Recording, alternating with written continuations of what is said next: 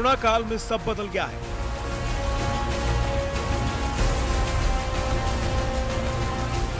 Lockdown में सब घर में सिमट कर रह गए थे और पढ़ाई से लेकर नौकरी तक सब कुछ ऑनलाइन हो गया था।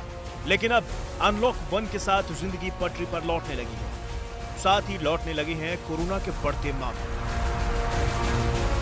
लेकिन पीएम से लेकर राज्यों के सीएम तक कह चुके हैं कि अब कोरोना के संग जीने की आदत डालनी होगी।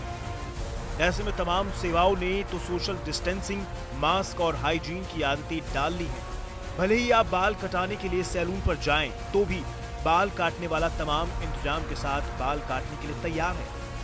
आपकी भी मजबूरी है कि वहां जाएं और उसको भी गुजारा करने के लिए कामकाज करना होगा। इसी तरह लॉकडाउन में जगह जगह फंसे लोगों को ले जाने के लिए रेल और हवाई सफर भी शुरू हो चुका है। इसमें भी लोगों को बाकायदा सोशल डिस्टेंसिंग के नियमों के साथ ही सफर करने की आदत डाली जा रही है। जानकारों का भी मानना है कि जब जहान भी जान के बराबर ही महत्वपूर्ण हो गया है, तो फिर जिंदगी को जीने का तौर तरीका ही बदलना होगा। जहान के लिए अब हमारे को जान बचाना आवश्यक है। उसके लिए जरूरी इस बात का है कि 3 basic principle, social distancing, mask और हैंड हाइजीन को हमारे को और स्ट्रिंजेंट तरीके से पालन करना पड़ेगा। अपने चरित्र में, अपने कैरेक्टर में लाना पड़ेगा। इस बात की आवश्यकता है। कभी किसी रेस्टोरेंट में जाएं तो जितनी भी चीजों को आप छूते हैं, बार बार अपने नाक, मुंह और आंख को हाथ ना लगाएं। मास्क पहन के रखें। आउटर वाले मास्क की जगह को लगा के हम बार बार अपने नाक और मुंह पे ना लगाएं। जाहिर है, जिस तरह से देश में बड़े पैमाने पर मजदूरों का पलायन हुआ, बेरोजगारी दर लगातार चिंताजनक बनी हुई है, उससे सरकार के लिए जहान को जान के साथ महत्व देना जरूरी हो गया था। आंकड़ों के लिहाज से भी देखा जाए तो मई में बेरोजगारी दर 23.48% की ऊंचाई पर रही, जबकि अप्रैल में यह आंकड़ा 23.52% था।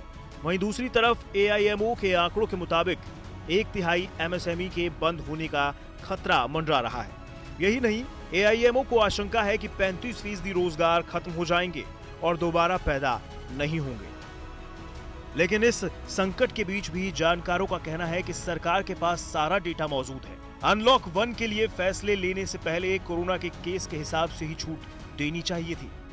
जरूरत इस समय थी कि हमारे को स्मार्ट तरीके से डेटा के बेस पे जो क्षेत्र, जैसे महाराष्ट्र है, पुणे, महाराष्ट्र में बॉम्बे है, पुणे है, गुरुग्राम है, दिल्ली है, जहां पे 50% से ज्यादा मरीज आ रहे हैं और मृत्यु दर बढ़ती जा रही है, उन लोगों को उन जगहों पे हमको स्ट्रिक्ट कर्फ्यू वाला लॉकडाउन की आवश्यकता थी, ताकि वो कम्युनिटी स्प्रेड और ज्यादा ना हो। लेकिन सरकार ने अब धार्मिक स्थानों और मॉल्स, होटल्स को भी खोलने की मंजूरी दी है। ऐसे में जरूरी है कि जहान के साथ जान बचाने वाले बुनियादी नियमों का खास ख्याल रखा जाए। फिलहाल तो मंदिर में भी कोरोना के साथ जीने की आदत डालने की तैयारी जोरों पर है।